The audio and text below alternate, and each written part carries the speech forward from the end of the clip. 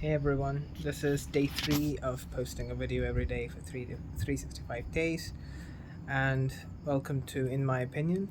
And today I thought I'll be talking about.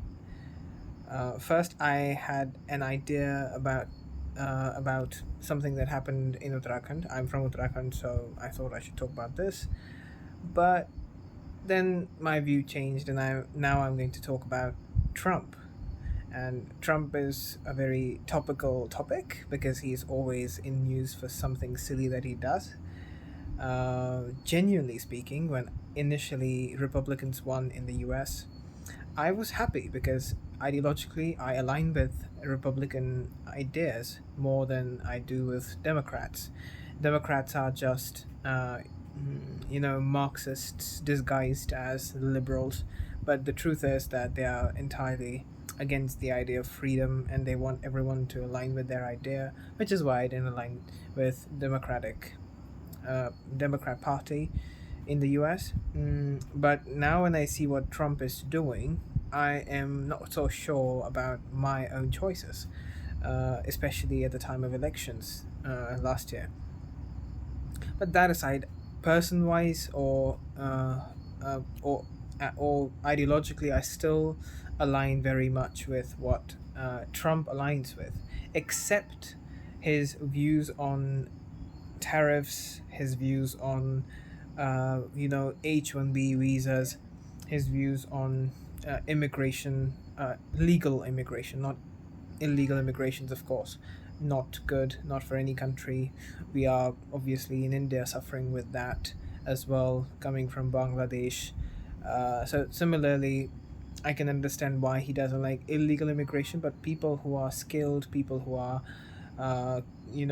contributing to economy, uh, when you try to push them out of your country deliberately, that is something that that I cannot align with. It's not because it is about Indians being highly dependent on the H-1B visa system. It's not about Indians.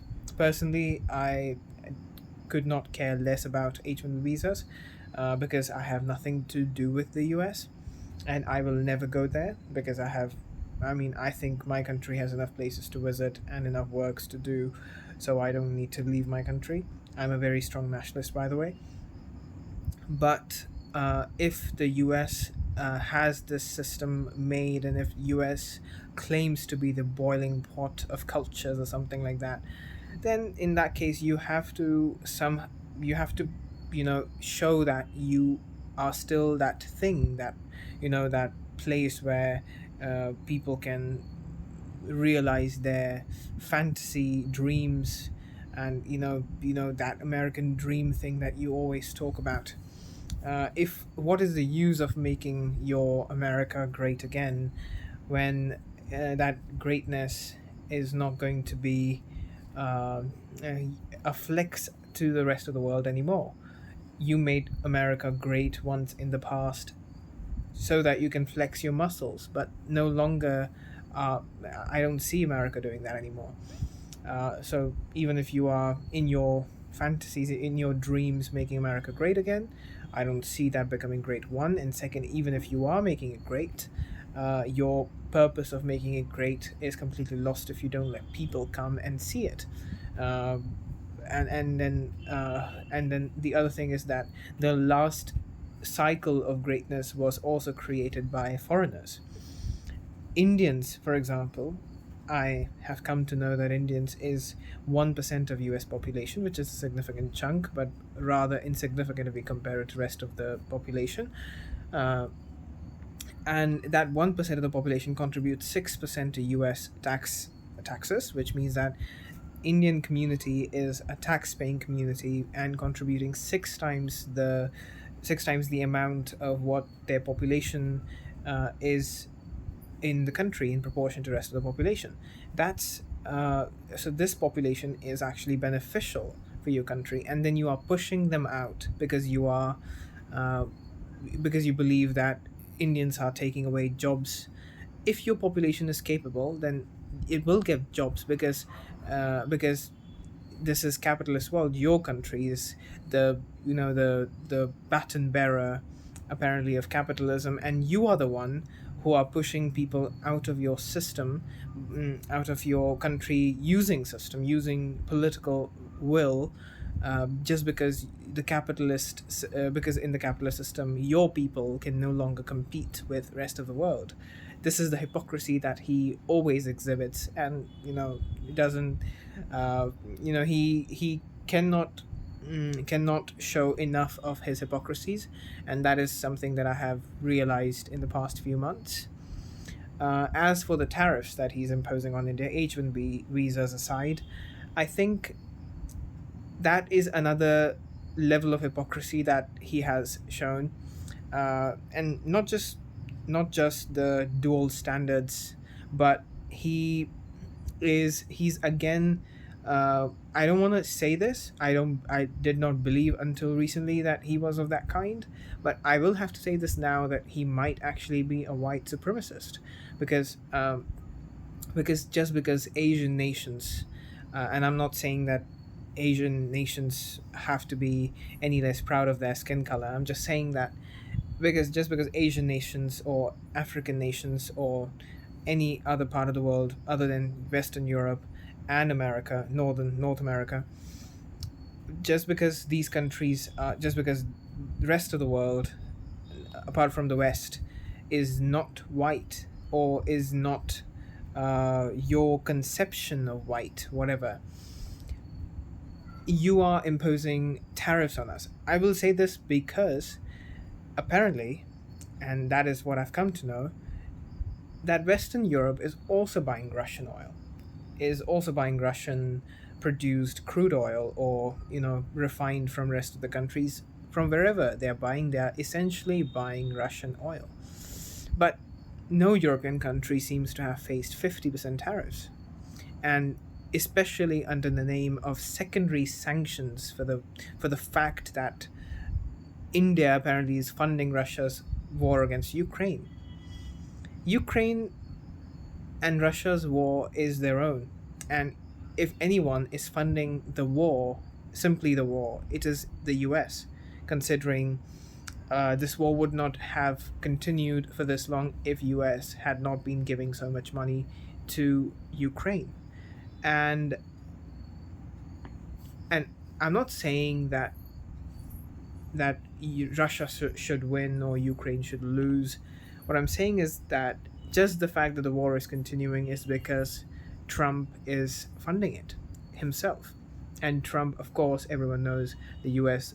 Defense lobbies getting benefit of this entire war and many other wars, and they love conflicts around the world, because that kind of provides them supply, that their orders, which they can then mm, cash in money with. But that aside, you are not imposing sanctions on your Western partners, and you are imposing sanctions on India, when you call India, or at least some of your people, some of your American, people from Trump administration as well. Actually, many people call India their ally, although India hasn't signed any alliance with the US, and that is India's view, of course. But they love the word ally, so they just keep using it with everyone who they think can come in handy in the future. Uh, but on the one hand, you call us your ally, and on the other, you impose sanctions on India, especially, and then more sanctions on India when India is buying actually lesser oil than China. I'm not saying that China should face such tariffs. What I'm saying is that why why India is facing these tariffs. My assertion is, or my opinion is, that it is because India just did not budge in case of what happened after Pahalgam, and the ceasefire saga that happened after Trump posted something, and he thought that he somehow brokered the ceasefire, which he didn't, of course. I mean, he thinks that he brokered every conflict mediation ever. I mean, he's rather conceited. Everyone knows that, and then he kind of uh, kept repeating that again and again, and India kept denying that again and again. India's prime minister had to, of course, without taking his name, categorically say this in the parliament of the country that no foreign interference was there in the conflict resolution. Then this person got irked probably a little. He thought that India would fall in line on their command, like their Western, you know, partners. I should not call them partners. Servants would be a better word, apparently. And India did not do that because India is not your quote unquote ally. India is an independent country with an independent foreign policy. India is not Japan or South Korea, who you will say sit and they will sit, and you will say stand and they will stand. This is not your backyard where you can make things happen. It's a free country with a strong, powerful government and a very independent foreign policy of multi-alignment now, as morphed from non-alignment.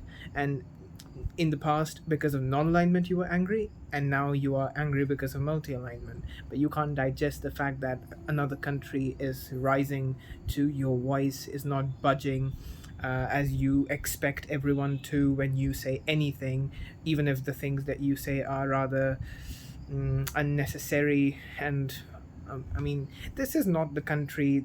This is not India of 2010 or 2010 or before that.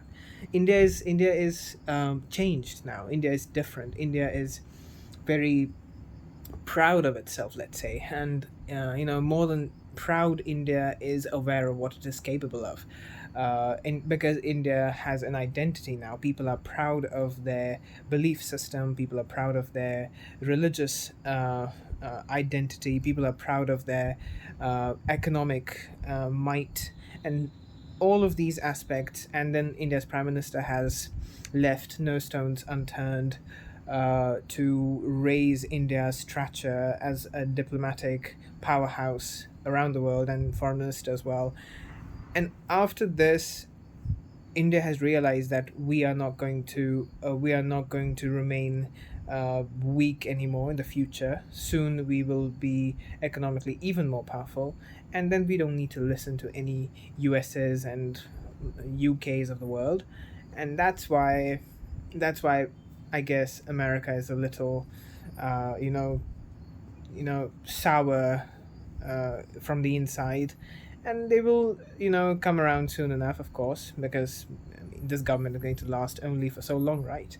And after that, a new government will come, and I'm pretty sure that whichever government comes, even if it's another Republican government which doesn't have Trump at its helm, the government's first goal is going to be how to appease India again, how to bring India into the ally list again, because I don't see India being your ally anymore.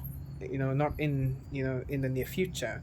You might try all you want, but India is not going to budge, and that's probably uh, the reason of your infuriation, that anger that you have in you. So this is probably, this is another symbol of Trump's uh, uh, flawed diplomacy and Trump's hypocrisy that he keeps showing everywhere. One thing that I would suggest he should do is read a little bit of history, and stop saying that Kashmir issue is a 1,000-year-old issue, because it is not. Kashmir is not even an issue. The issue is Pakistan occupied Kashmir, which belongs to India, and terrorism that happens there.